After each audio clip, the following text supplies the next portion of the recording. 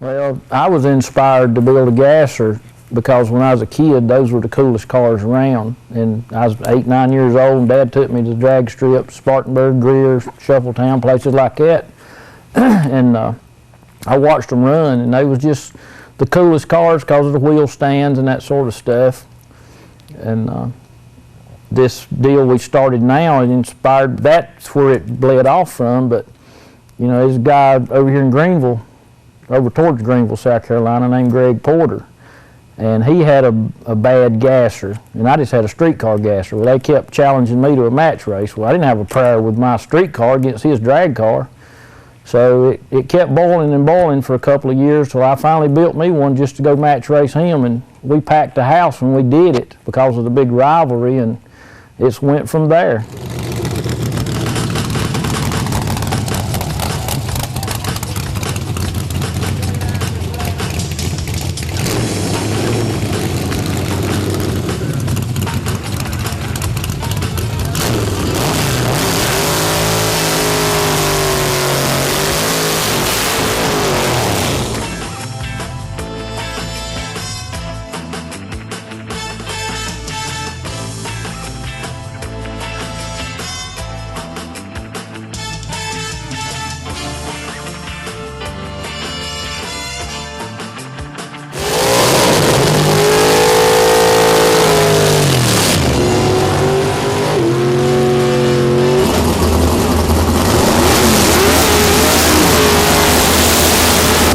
Kind of strange to build one because, you know, I built race cars professionally for years and years since in the 70s, and I remember the gasser craze was ending when I started building cars. So I'm cutting all these old long ladder bars and straight axle front ends. I'm cutting them out of cars and throwing this stuff away and putting the new modern stuff in.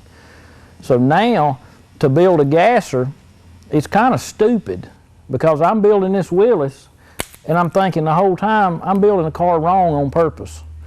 I mean, but to fit our rules, they have to be built to the old school rules. They can't be built with any modern equipment. We don't want no 4 links. We don't want, you know, strut front ends, none of that stuff. We want the old school deal.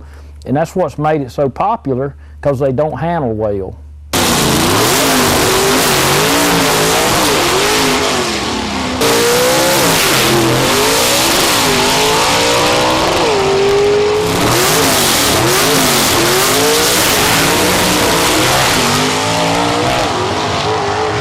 Oh, all these parts we threw away back then was, if I had them now, I could probably retire. I just paid $1,500 for a set of magnesium wheels here about a year ago, and I'm sure I threw several sets of them away and put a set of well wheels or something on back in the day, because they weren't worth anything. Nobody wanted them. Well, they don't make them anymore, so to build a period correct car, you got to go out and scrounge up these old wheels, because we don't allow a late model wheel. That ruins the look to the whole car.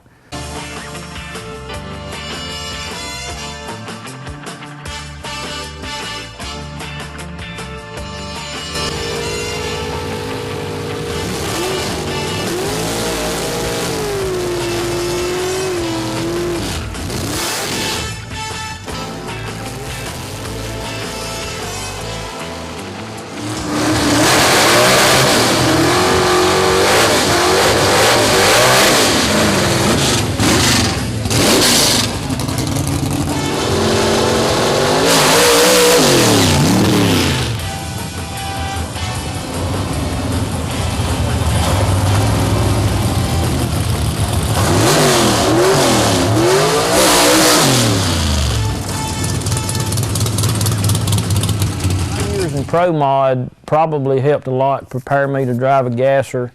The Pro Mod's about 2 seconds quicker, so the gasser maybe sometimes seems a little slower, but what most people don't realize, the gasser's harder to drive because in our rules in the gasser deal, we don't allow any modern electronics because they didn't have them back in that day. So the Pro Mod car's got a 2-step and all this air shifters, converter, you know, automatic, no clutch. So I call all that stuff rookie switches for people that don't know how to drive them. And it's not that I have to put that on the car, the rule don't require it, but for me to be competitive, I have to have it. Well, this gasser don't have all that stuff. So therefore, it's way harder to drive. You have to shift it 4-speed.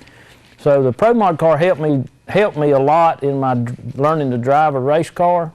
But as far as the gasser, it's harder to drive. I can get out of the gasser and get in the Pro Mod car and feel like I'm on some